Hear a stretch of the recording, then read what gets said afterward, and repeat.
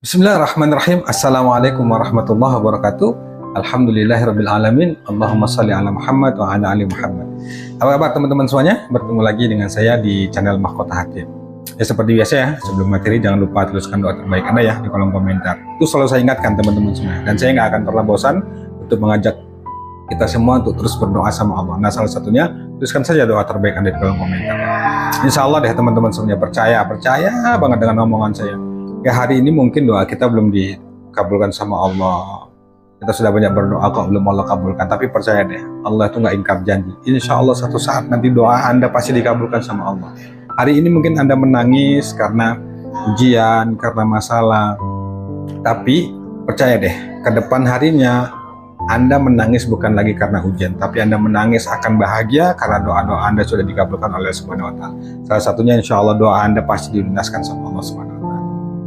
Baik teman-teman semua, kita langsung ke materi ya. Ini mohon maaf ya, saya lagi di ruang kerja saya nih. Ini banyak yang nanya ke saya, apa sih yang harus dilakukan Pak kalau sebenarnya kita sudah stres banget menghadapi hutang, sudah nggak ngerti lagi harus berbuat apa. Rasa-rasanya kok pingin mati saja, rasa-rasanya tuh pingin mengakhiri semuanya karena saking nggak tahannya menghadapi tekanan hidup, tekanan masalah, termasuk tekanan hutang. Nah, saya berkali-kali bilang ya buat teman-teman semua yang saat ini sedang berjuang ya untuk melunasi hutang. Saya selalu ingatkan, saya sampaikan bahwa ke Allah lah teman-teman semuanya. Kalau kita sudah mentok, sudah nggak bisa berbuat apa-apa, itu cuma satu solusinya. Apa itu? Pasrah pol ke Allah. Pasrah total teman-teman semuanya. Karena bukan kita nggak mau bayar hutang, bukan kita nggak mau bukan kita itu bohong, bukan kita nggak nepati janji. Padahal kita kan kalau kita ditanya kapan mau bayar, besok tanggal sekian, tiba hari hanya kita nggak bisa bayar karena nggak ada uang. Masalahnya sekarang itu tadi, bukan kita nggak mau bayar hutang, bukan kita nggak mau, bukan kita nggak nepatin janji, bukan kita itu ingin menzolimi, bukan. Masalahnya sekarang kita nggak ada duit, nggak ada uang untuk bisa bayar itu. Yang terpenting itu bagi kita adalah saat kita punya hutang, berniatlah sungguh-sungguh, benar-benar ingin melunasin hutang. Nah, kalaupun faktanya kita sudah berusaha cari sana sini, sudah bekerja, sudah ikhtiar, toh kita belum mendapatkan uang dan belum bisa bayar utang, Allah tuh tahu. Makanya kalau Anda misalnya, itu yang sering WA ke saya tuh gini ya, Pak, saya didatangin penagih utang, saya didoakan yang aneh-aneh. Percuma sholat, percuma doa, kalau masih menjolimin, ingkar janji, cuman doanya mau terkabul, hutang nggak dibayar, pokoknya bla-bla itu pasti Anda alami. Itu yang bertanya ke saya tuh banyak. Saya dibilang apa Pak, pembohong, nggak tanggung jawab, nggak tahu diri, saya menjolimin. Sebenarnya secara hati nurani itu tadi saya katakan, bukan kita menzolimi, bukan kita berbohong, bukan kita ingkar janji, bukan kita nggak melunasi hutang, tapi kita kan belum punya uang. Nah, kalau sudah seperti itu teman-teman semuanya, cerita ke Allah, nah curhat ke Allah teman-teman semuanya, ngadulah ke Allah. Kadang-kadang gini ya, Allah sengaja itu ya buat kita itu jauh sama orang. Kemudian kita ditimpa masalah seolah kita nggak tahu ngadunya ke siapa, mau minta tolong ke siapa, supaya Allah itu memberikan peluang, bukan peluang, Allah itu menyuruh kita tuh mengadu hanya padanya, bukan ke yang lain. Kadang-kadang kita teman yang anggap kita baik, saudara yang anggap kita yang kita anggap bisa membantu gitu, kita datang, kita cerita kerja, minta tolong, justru menolak, justru dijauhin. Bahkan jangankan gitu ya, pokoknya ya dijauhi deh kita. Saya nggak perlu panjang lebar lah, pasti dijauhi teman ya, dijauhin saudara. Apalagi kita sudah berupaya sana sini tapi nggak juga. Itu hikmahnya gini ya teman-teman, kalau kita ya sudah dijauhin orang, kita nggak dianggap, kita dicaci, kita dimaki, dihina, hikmahnya begini, Allah buat seperti itu supaya kita tuh datang padanya, supaya kita mengadu hanya padanya, supaya kita curhat hanya padanya. Nah, supaya kita nggak curhat ke yang lain-lain, biarkan orang nggak mendengar curhat kita, biarkan orang itu nggak mendengar, nggak tahu keluh kesah kita, nggak tahu keadaan kita, tapi Allah tahu. Hikmahnya begitu. Kira-kira gini deh bahasanya, saya ya memudahkan bahasa kita ya, kira-kira gini Allah dia ngomong, ente tuh nggak mampu lo menyelesaikan masalah, sini datang padaku, aku tuh mampu, aku tuh bisa menyelesaikan masalahmu, aku tuh bisa melunasi hutangmu, berapapun jumlahnya, sini datang padaku, ikutin perintahku, ikutin apa yang aku sampaikan lewat Quran, lewat Nabi, ikutin. Nah kira-kira begitu. Nah intinya teman-teman semuanya, ngadulah ke Allah, curhatlah ke Allah, kemudian menangislah di hadapan Allah, merengeklah ke Allah, mintalah, keluhkanlah semuanya apa yang kita rasakan. Keluhkan teman-teman semuanya. Jadi Anda nggak usah terlalu berkecil hati karena Anda dijauhi, Anda dicaci maki, Anda dihina. Sudah, nikmatin saja kesedihan itu, nikmatin saja kesendirian itu, nikmatin saja nggak enakan hati, kita merasa dicuekin, dijauhin. Ingat teman-teman, kita punya Allah yang selalu mendengarkan kita, yang lebih tahu dari diri kita, itu Allah.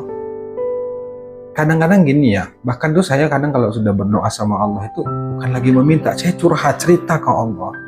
Ya Allah, tadi di pekerjaan begini ya Rabb, ada teman yang nggak tahu diri, kita udah bantu, dia malah nggak berterima kasih. Nah, contohnya seperti itu. Nah, Anda lakukan itu, tumpahkan semua keluh kesah Anda, tumpahkan semua rintihan-rintihan yang Anda yang mengganjal di hati, Anda bingung, Anda ketakutan, cerita ke Allah. Cerita ke Allah. Nah, tujuannya kita dibuat masalah sama Allah itu supaya Allah itu ingin dengar suara hati kita. Allah itu senang dengan sujud kita, dengan rintihan hati kita. Dan ingat teman-teman, saya katakan berkali-kali saya sampaikan bahwa Allah tuh nggak mungkin ngasih masalah, ngasih ujian itu di luar batas kemampuan kita. Itu nggak mungkin teman-teman semuanya, nggak mungkin. Itu pasti sudah diukur. Kita sendiri kadang-kadang yang merasa nggak mampu, nggak sanggup karena kita nggak mau benar-benar datang ke Allah, pasrahkan ke Allah. Cuman itu jalan satu-satunya. Dan ingat di awal tadi saya katakan, bukan kita nggak mau bayar hutang, bukan kita mau menzolimin, bukan kita mengingkari janji, tapi kita belum ada duit untuk bayar. Nah, masalahnya bagaimana kita tuh dapat duit? Kan kita sudah kerja, sudah berusaha supaya dapat uang untuk bayar, tapi nyatanya Allah belum kasih itu. Yang memberi rezeki siapa? Yang memberi uang siapa? Allah. Nyatanya kita sudah berikhtiar, sudah berusaha, nggak dapat juga jalan. Terus langkah selanjutnya apa yang kita lakukan? Pasrah, berserah diri sama Allah dan tetap baik sangka sama Allah. Kalau kita makin kita paksakan berbuat begini-begini, itu makin mentok. Nah, mentoknya kita itu nggak ketemu jalan keluarnya, itulah membuktikan bahwa kita ini lemah, bahwa kita ini nggak berdaya. Jadi gini teman-teman semua, tugas kita itu hanya meyakini, dan ini berkali-kali sampaikan. Tugas kita itu hanya meyakini bahwa Allah itu maha kuasa, Allah itu maha mengabulkan, Allah itu bisa melunasin semua utang-utang kita, Allah itu maha mengabulkan, hanya sebatas itu. Tugas kita hanya menikmati proses, melakukan yang terbaik, melakukan amal-amal ibadah yang bisa mendatangkan pertolongan Allah Subhanahu wa taala. Selebihnya, hasilnya itu urusan Allah. Makanya jangan berfokus pada hasil, makanya jangan berfokus pada keajaiban. Fokusnya pada apa? Pada menikmati proses. Di sanalah ada bahasa sabar, ikhlas, ridho, baik sangka. Itu teman-teman semuanya. Makin kita kejar, menggebu, ingin selesai, ingin cepat, itu makin menjauh. Tapi kalau kita fokus menikmati proses, kita introspeksi diri kita, mungkin istighfar kita kurang banyak, mungkin istighfar kita kurang dihayati, mungkin ibadah kita kurang khusyuk, mungkin kita lebih harus diperkuat lagi waktu-waktu ibadah sholatnya. Harusnya kita fokusnya ke situ. Tapi kita tetap bergerak, tetap berikhtiar, tetap berusaha. Mungkin kita ada teman, ya coba, monggo, nggak apa-apa. Kita coba cari peluang kerja, tetap bekerja, tetap berikhtiar. Kita juga nggak boleh, pasrah itu nggak boleh, kita tinggal diam, duduk di rumah, nggak boleh seperti itu. Kita juga harus bergerak, melangkah untuk menjemput rezeki kita. Karena bisa jadi pertolongan Allah itu hadir dari teman kita, saudara kita, atau dari orang-orang yang sama sekali kita nggak kenal. Banyak kok cara Allah itu untuk menolong kita. Jadi gak usah kita batasin pikiran kita tuh, apa bisa sih hutang lunas, apa bisa sih gimana, ini jangan. Sudah, yang penting lakukan saja, amalkan saja, selebihnya itu sudah la haula wala quwata illa billah. Itu urusan Allah.